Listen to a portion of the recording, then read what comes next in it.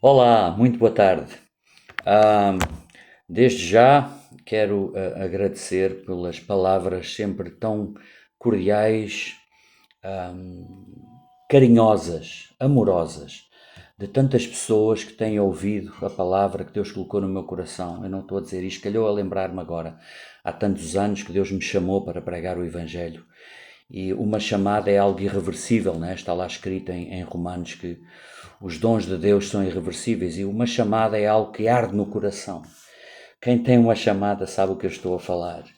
É a razão, podemos dizer assim, é a razão pela qual nós existimos. Eu costumo dizer, a razão pela qual eu existo, independentemente de tudo o resto e todas as responsabilidades e todas as alegrias e todos os motivos, mas o pináculo da existência daquele que é chamado por Deus é pregar a palavra de Deus. E de todos nós que dizemos que acreditamos, os crentes em Cristo, os chamados, os escolhidos, a razão da nossa vida é proclamar a verdade de Deus, do Evangelho. Não pode haver outro motivo acima disso, porque senão chama-se idolatria, não é? Mas queria aqui deixar esta palavra porque tem sido de grande exortação, grande encorajamento todas as pessoas que ao longo destes anos e ultimamente, principalmente nestes últimos 2, 3 anos, muitas pessoas têm sido abençoadas, exortadas, curadas, salvas e têm demonstrado o seu carinho, o seu amor e glória a Deus por isso. Hoje queria deixar aqui uma palavra que seja de bênção também, porque nós vivemos tempos, toda a palavra de Deus é poderosa para transformar algo da nossa vida. A palavra de Deus é como um alimento. Como está escrito, não é? Jesus disse, não só de pão vive o homem para o nosso corpo físico, mas de toda a palavra que procede da boca de Deus. A palavra de Deus, há uma passagem em Atos, quando o apóstolo Paulo estava já no fim da sua carreira e ele está a dizer, eu estou livre do sangue de todos, porque nunca deixei de vos anunciar todo o conselho de Deus, toda a palavra de Deus. Alimenta o nosso espírito. O espírito humano não pode viver sem a palavra de Deus, sem o Espírito Santo. Fortemente aqui no meu coração sobre algo que nós olhamos à nossa volta e nós vemos como há uma frase, um provérbio português que diz que temos como se diz, os nervos à flor da pele. Nós vivemos tempos cada vez mais de pessoas de completamente uma sociedade descontrolada, com os nervos à flor da pele, sempre naquele ponto de fervura, que à mínima coisa explodem, à mínima coisa ofendem. É típico de uma sociedade que não tem Deus, não tem o Espírito Santo, não tem os frutos do Espírito e nesta específica situação, os frutos do Espírito chamados mansidão, domínio próprio. É um dos frutos do Espírito que raramente nós ouvimos falar disso, mas sabe uma coisa? Os frutos do Espírito são 9, está lá em Gálatas capítulo 5, versículo 22. Muitos deles são falados, são mais conhecidos como o amor, a paz, a alegria, os 3 primeiros. Bondade, benignidade, mas depois aparece a mansidão e o domínio próprio. Fala de um caráter como Jesus tinha, não é? Manso, domínio próprio. E diz aqui, não é? Eu estou só aqui a ler no capítulo 5 de Gálatas, ainda os frutos da carne, não é? Em contrariedade, em oposição aos frutos do Espírito. Agora veja, eu sei que há pessoas que vão ser tremendamente abençoadas. Nós precisamos deixar o Espírito Santo dominar todo o nosso ser, a nossa língua, principalmente a nossa língua. Está lá em Tiago, no capítulo 3, um capítulo tremendo sobre o poder da língua. Além disso, também está em Provérbios, no capítulo 18, versículo 21, a morte e a vida estão no poder da língua, e aquele que a ama comerá do seu fruto. Nós recebemos o fruto na nossa vida hoje, individualmente e nas sociedades e no que estamos a passar, é o fruto daquilo que a nossa língua fala, que não se consegue controlar. Na verdade, no capítulo 3 de Tiago, não é todo o capítulo 3 que eu aconselho verdadeiramente a lerem, a receberem no coração, que fala que se um homem não consegue controlar a natureza humana, mas não consegue controlar a língua. Aquele homem que consegue controlar a língua, as suas palavras, é o homem perfeito, poderoso para controlar todas as áreas da sua vida. Se eu ainda tiver tempo, ainda vou lá, está no capítulo 3 de Tiago, no versículo 2. Mas eu queria deixar agora aqui, aqui sobre os frutos da carne e os frutos do Espírito, que está aqui. Veja se isto não é realmente o resultado de nós todos e de uma sociedade e do povo de Deus quando andam na carne. Fala das obras da carne, que primeiramente são obras que têm a ver verdadeiramente com a carne, fala a prostituição, a impureza, a lascívia. Depois fala idolatria, feitiçaria. Idolatria, feitiçaria são obras da carne, da alma. Inimizades, depois tem tudo a ver com o contrário da mansidão, do domínio próprio, tem tudo a ver com a língua, com as guerras, com as contendas, com os orgulhos, com eu tenho razão. Ouça, isto são tudo obras da carne. Ouça. Inimizades, porfias, ciúmes, iras, discórdias, dissensões, fações, invejas. Depois tem outras, diz assim, coisas semelhantes a estas, a respeito das quais eu vos declaro, como outrora já vos preveni, que não herdarão o reino de Deus os que tais coisas praticam. Ouça, quero-lhe aqui dizer uma coisa, tenho aqui já a seguir, em Efésios, no capítulo 4, que fala exatamente disto. Ouça, não é de menor importância. Sempre que nós damos lugar à carne, com todo o tipo de dissensões, fações, guerras, malícia, contenda, iras, fúria, aí está toda a obra perversa, toda a obra do diabo, como também está lá em Tiago. E aqui em Efésios, no capítulo 4, começa aqui quando estava a falar sobre não dar lugar ao diabo. Tudo isto está ligado. Eu sinto no meu coração fortemente que nós estamos a descambar, o povo de Deus também está a descambar para completamente enverdar por um caminho que não tem o Espírito Santo, de contendas, de provar que tem razão, de iras, de gritarias, em tantas casas, em tantos lares. E aí está toda a obra perversa. E o dos frutos do Espírito é mansidão, domínio próprio. Onde há essas obras das trevas, ciúmes, invejas, por todo lado. Ninguém pode ver o outro ser superior a ele. Aí está toda a obra perversa. Não tem nada a ver com o Espírito Santo. É uma pessoa que está vazia de Deus, do Espírito Santo. E aqui também, portanto, como eu estou a falar em Efésios, diz assim: não saia da vossa boca nenhuma palavra torpe. Depois no versículo 30 diz: não entristeçais o Espírito de Deus. Repare nisto. O Espírito Santo em nós pode ser entristecido, abafado, completamente anulado e expulso. Não entristeçais o Espírito de Deus, no qual fostes selados para o dia da redenção. Agora diz assim, como é que nós entristecemos o Espírito Santo? Depois as pessoas admiram-se que não ouvem o Espírito Santo, não sentem a presença de Deus. Ouça, longe de vós, expulsem da vossa vida, da vossa boca, do vosso ambiente. Exercitem o fruto do Espírito da mansidão. Jesus disse, em Mateus capítulo 11, versículo 28 e 29, ele disse assim: vinde a mim, vós que estáis cansados e oprimidos, e eu vos aliviarei. Porque eu sou manso e humilde de coração. Eu sou manso, duas características que Jesus falou dele próprio. Eu sou manso e humilde de coração, e encontrareis descanso para as vossas almas. Mansidão. Ouça, eu fui ler o que é que significa a palavra mansidão em termos bíblicos. Diz assim, ouça isto: gentileza, mansidão, está tudo ligado, domínio próprio. Pessoas que não explodem por qualquer coisa. estão em paz. Ser manso num contexto bíblico não significa fraqueza ou passividade, mas sim força sobre controle. A ausência de orgulho. A ausência de orgulho.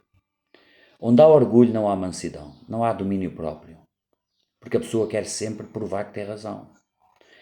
Ausência de orgulho e total dependência divina. Possuir autoridade e coragem, mas não exercer o poder para proveito próprio. Eu vou repetir isto. Ser manso é possuir autoridade e coragem, mas não exercer o poder, a autoridade que tem para proveito próprio. Vem aqui de repente, assim, ao meu espírito, a passagem sobre a vida de Moisés, que eu amo. A vida de Moisés, não sei quantas vezes eu já li a vida de Moisés. Um homem que era muito violento, ao ponto de ter matado um egípcio e teve que fugir para o deserto. Mas depois no capítulo 12 de Números, no versículo 1 a 3, diz que Moisés era o homem mais manso à face da terra. E é interessante no contexto de... Deixa-me ver só aqui se eu tenho aqui Números, deixa-me já. Números 12 diz aqui que era Moisés o varão muito manso, mais do que todos os homens que havia sobre a face da terra. Mas é dito isto dele num contexto em que ele está a ser posto a sua liderança em causa. Ele estava a liderar uma nação de rebeldes de 3 milhões de pessoas. E o próprio irmão, não é? O Arão, Miriam e Arão, falaram Miriam e Arão contra Moisés por causa de uma determinada situação e depois disseram, porventura, tem falado o Senhor somente por Moisés? Ouve lá, Moisés, então, mas Deus só fala através de ti. Estavam a pôr a liderança de Moisés em causa. Não tem falado também por nós? E a seguir diz, era o varão Moisés, muito manso, mais do que todos os homens que havia na face da terra. Eu quero que guardem hoje esta palavra. Há uma passagem, diz em Salmo capítulo 37, versículo 11, que os mansos herdarão a terra e superabundarão em paz. Os mansos é um fruto do Espírito. Vamos exercitar a mansidão, que está ligado com o domínio próprio. Como Jesus diz lá, não é? 1 de Pedro, eu falo muitas vezes este versículo, capítulo 2, versículo 23, que diz, quando o apóstolo Pedro estava a dizer sobre Jesus, para imitarmos Jesus, que quando injuriado não injuriava, quando padecia era ofendido, não ameaçava, antes entregava tudo nas mãos daquele que julga justamente. Aleluia.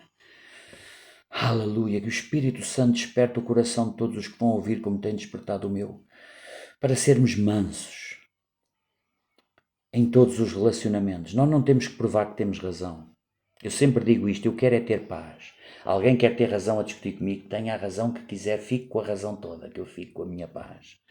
Mas eu estava aqui ali Efésios, não me esqueci, quando está a falar sobre esta questão de entristecer o Espírito de Deus no qual fomos selados para o dia da redenção. O Espírito Santo em nós pode ser entristecido e anulado também, mas primeiro entristecido por causa das nossas atitudes. Porque alguém que cresce em Cristo e continua a ter atitudes, diz que é cristão e continua a ter atitudes completamente carnais, não pode dizer que tem o Espírito Santo.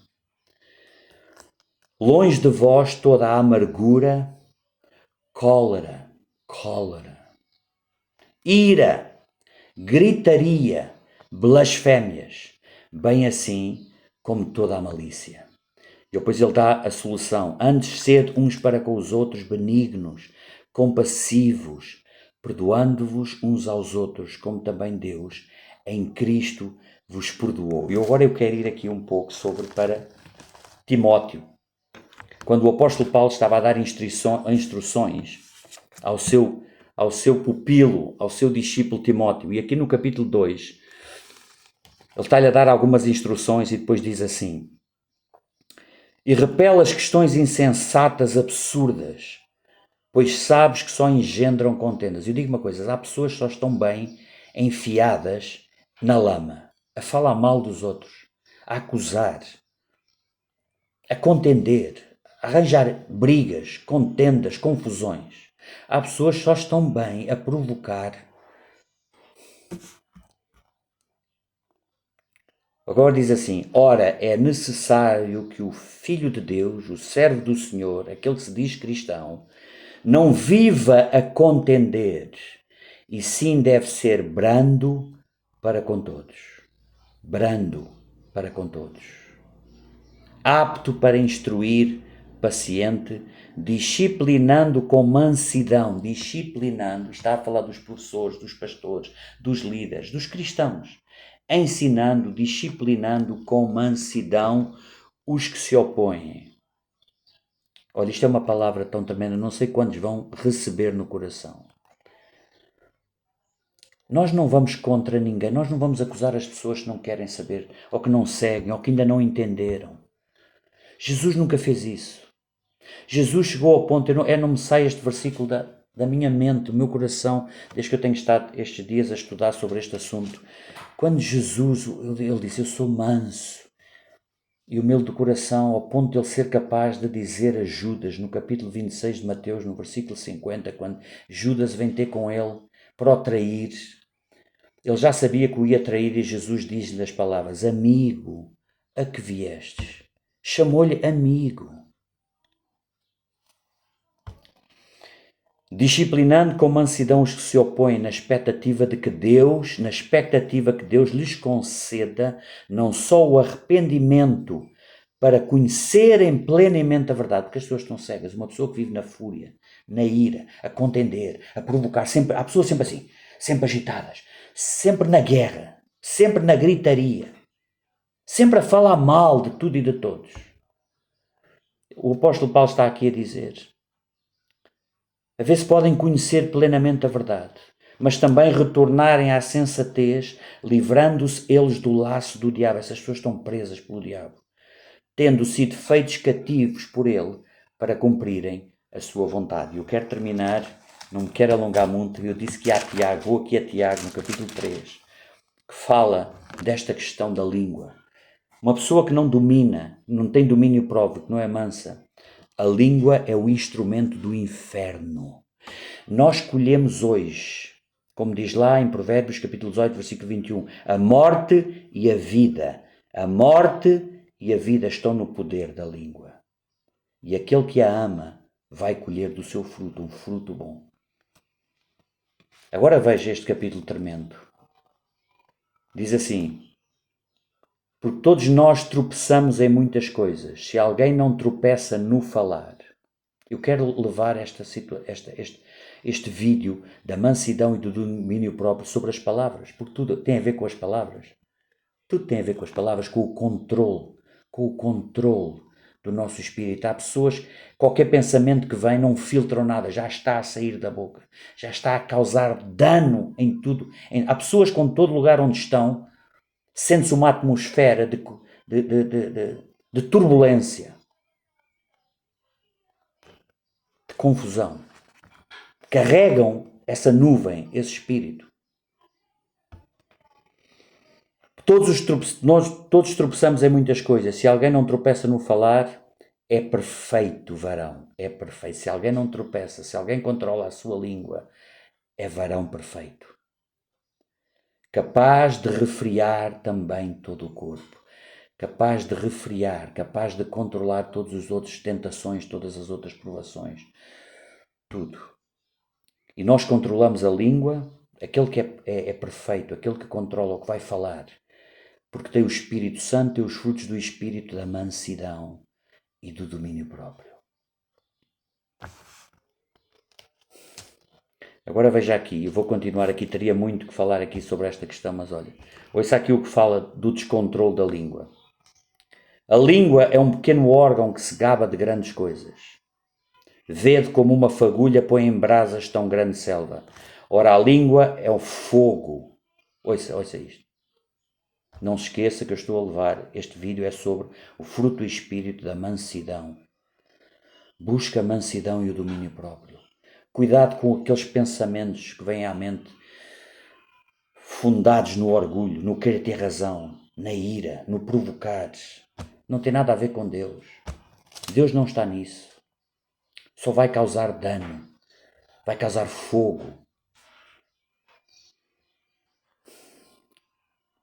Ora, a língua é fogo, é um mundo de iniquidade. A língua está situada entre os membros do nosso corpo e contamina todo o corpo. E não só põe em chamas toda a carreira da existência humana, como também é posta ela mesma em chamas pelo inferno.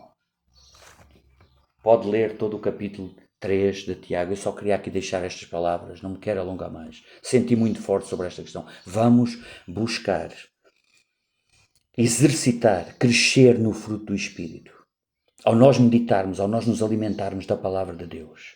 Buscar o Espírito Santo para nos controlar, especialmente a nossa língua, porque o que nós somos hoje, o que temos hoje, é o resultado daquilo que nós falamos.